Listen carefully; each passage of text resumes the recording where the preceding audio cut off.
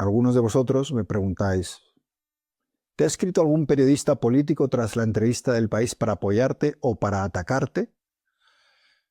Bueno, esto es muy gracioso porque sí que sé que más que a mí, eh, ha habido gente molesta conmigo y con el libro del director que se han quejado de que yo fuera entrevistado, ¿no? Eh, es así como entienden la libertad de expresión.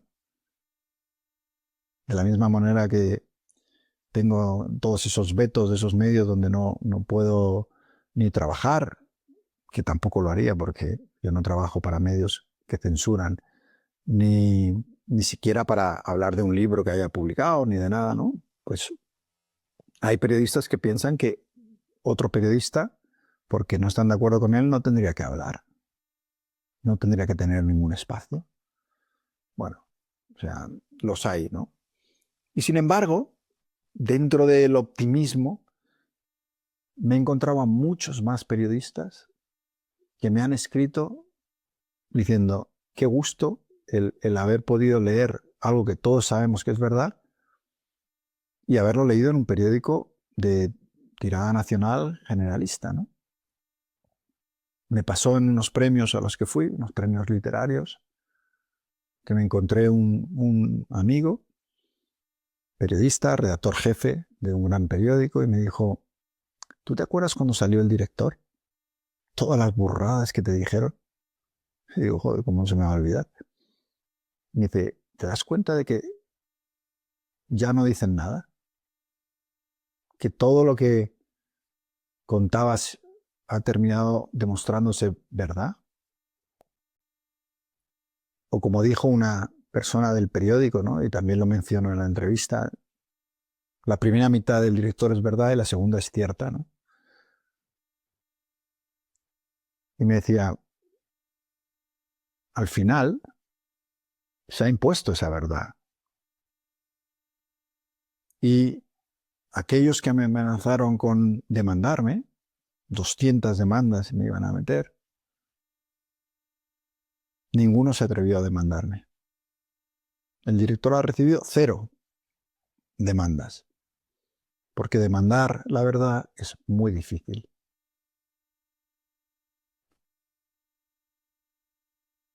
Y yendo a la entrevista, algunos de vosotros me dicen, pero bueno, una pregunta, ¿no? Luz Sánchez Mellado, que es la periodista que me entrevista y que hace todos los domingos una entrevista en la contraportada del País, y me dice, pero está demasiado agresiva contigo. Menos mal. Está haciendo su trabajo. Lo que no voy a hacer yo es escribir un libro como el director, estar pidiendo que los periodistas seamos combatientes, que seamos valientes, que nos enfrentemos al poder, que hagamos las preguntas difíciles. Y yo no voy a exigir que me hagan un masaje en una entrevista. Es que sería totalmente incoherente. A mí me parece que la entrevista está bien precisamente por eso, porque también tiene preguntas y cuestiona cosas. Y yo creo que Luz, en este caso, que no es amiga mía, de hecho la he conocido en esta entrevista, no la conocía de antes, viene y hace preguntas y algunas, bueno, pues te ponen en aprietos y tú tienes que intentar ser lo más honesto posible a la hora de responder. Pero a mí me habría decepcionado si la entrevista no hubiera tenido ninguna pregunta medianamente complicada, porque entonces no habría sido una buena entrevista. Entonces, bueno, agradezco mucho la preocupación por mí en el lado del entrevistado, pero yo entrevisto siempre de manera dura. Lo he hecho cuando he estado en la guerra, cuando he estado denunciando la corrupción, lo he hecho, ahora ya he abandonado todas las tertulias en las que estaba porque me aburría y no creía que no aportaba nada al fango de la política. Y yo recuerdo que cada vez que iba a la tertulia, ya sea en la radio o en la televisión, y llegaba un político, yo pensaba, a ver, ¿cuál es la pregunta más cabrona que le puedo hacer? ¿Cuál es la pregunta que le haría un ciudadano que no puede pagar su vivienda,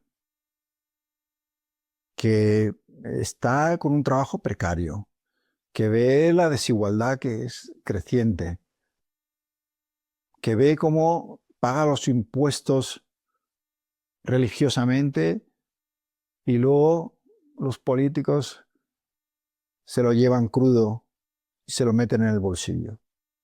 Pues cuando yo he tenido un político delante,